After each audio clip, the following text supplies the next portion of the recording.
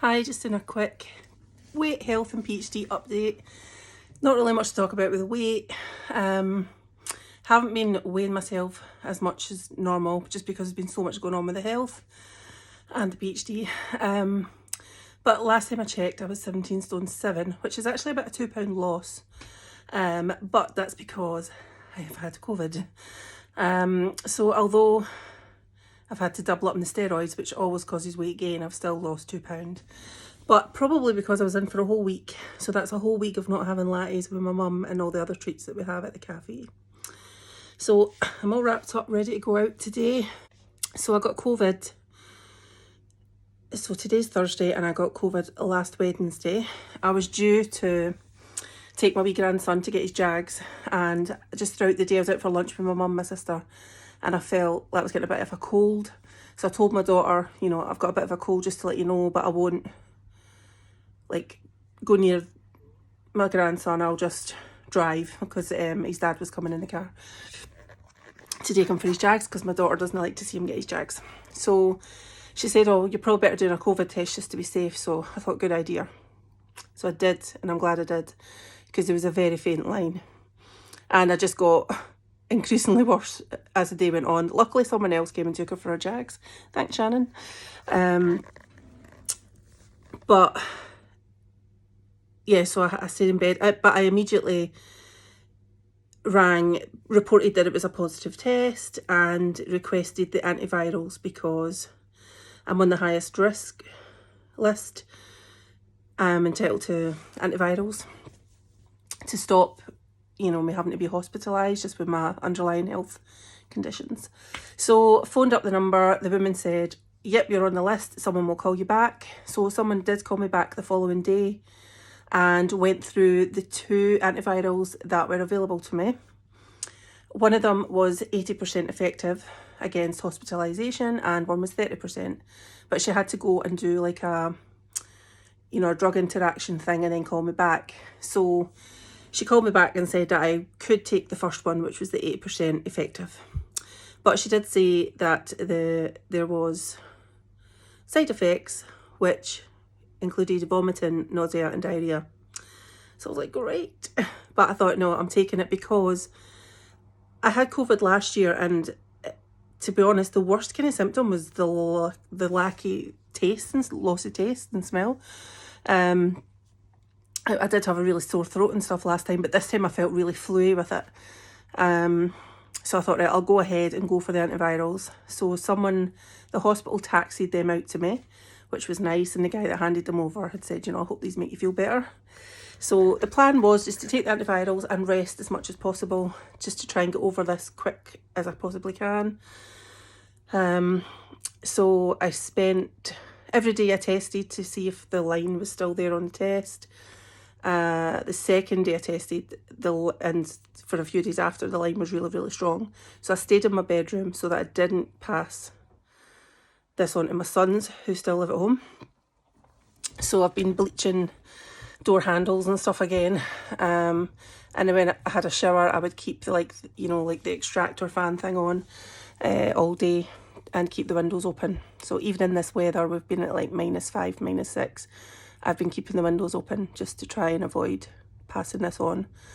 So I stayed in my room for the first 5 days. The antivirals, the metallic taste that you get in your mouth with them is really, really gross. It's really horrible. But, if they're helping. I did feel like after 2 days of taking them, COVID symptoms seemed to go away. But the gastro issues with them was intense. Like, my ass is bleeding. Like, it's, it's fun. You can laugh about it, and it's probably too much information, but if you are going to be taking these antivirals, just something to look out for.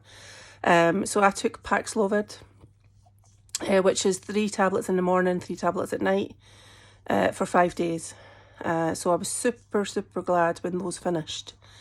But as soon as they finished, like, you maybe hear it, but I'm getting quite breathless. I'm feeling like I'm getting a cough. I'm blowing my nose again quite a bit. I have heard of Paxlovid rebound. Someone on Instagram reached out and told me about it, and I googled it, and it's a thing where basically, you know, you can start getting COVID symptoms again after you stop taking it. So I'm going to keep checking the test. Yesterday was the first day I got a negative test result, so that's good. So I went out yesterday for the first time in a week.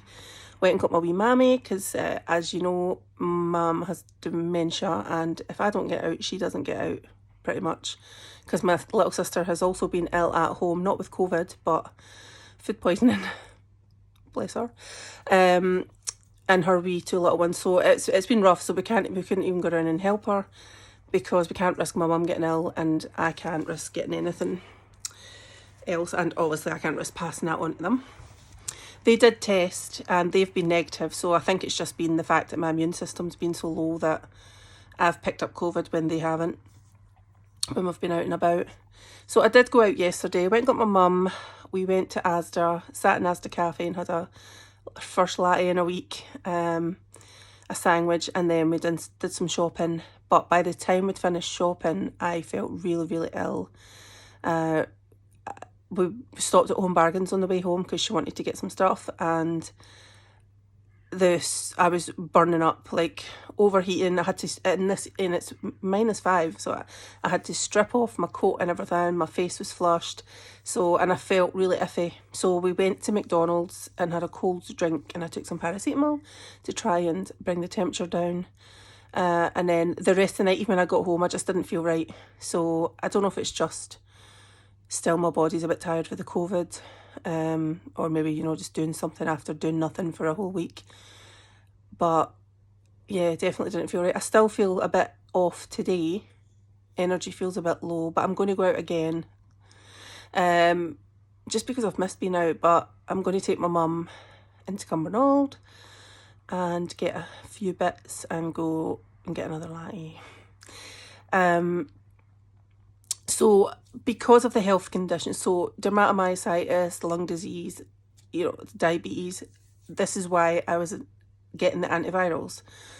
So what I've done is, because I remember the advice I was given that if I ever got COVID, I was to stop like the big immunosuppressants. So at the minute, I've been on mycophenolate. So I immediately stopped those when I knew I had COVID, and I doubled up my steroids.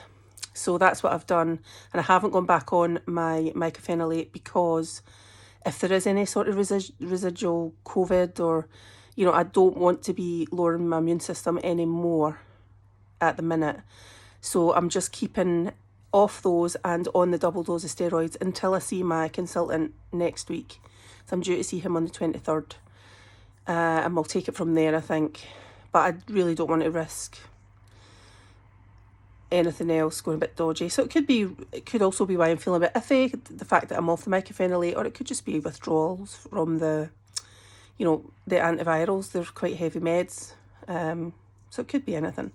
But anyway, that's what's happening with health. PhD has just been going so great. I got a full first draft in at my supervisor's for my deadline, which I think was the end of November, and I've just yesterday or the day before, had a full, had feedback from one of my supervisors. So he's been very, very encouraging, you know, using words like, this is impressive, like throughout, epic. If you knew my supervisor, you'd get that. But it's just really, really good, and it's just so encouraging. The main thing that he has said is that obviously it's too long, which I know. So I really need to cut back. I think I need to lose about 8,000 words. But I'm also waiting on feedback from my other supervisor, which she's sending in the post. So I'm looking forward to that. So I am really, really chuffed with how the PhD is going. At this late stage in the game, you know, I'm not even stressing that I'm like, you know, it's like the 31st that I hand this in, because this is the final push now. So whatever needs to be done will be done, regardless of how I'm feeling.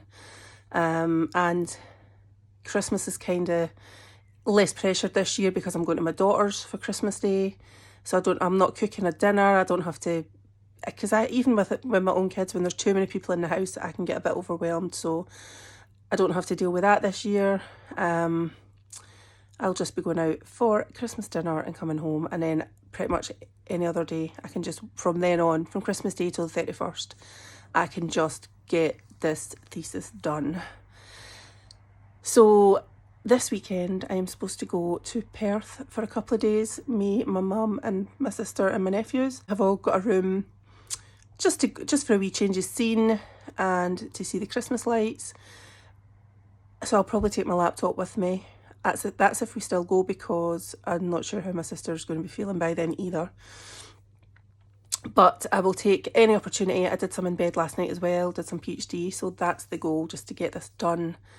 And then I will worry about the Viva anxiety after that. I'm just putting all that to the side because the main goal is just to get the PhD done, which I am sure will be done. So really, really chuffed. And I managed to format it myself. I just Googled, because you forget, when you've not done it for a while, you forget how to do section breaks, page breaks and stuff. So managed to do it all myself, which I'm really chuffed about. A friend did offer to proofread it, but I'm not going to do that. I think what I will do is, once I've submitted it, I may have her read it and then, do some like Viva prep, ask some questions and stuff, because that will be super helpful. But yeah, that's the health, weight and PhD update. Not sure if we'll be back on here before Christmas, so if I'm not, have a lovely Christmas, happy holidays. I hope you get to spend your spoons on something fun.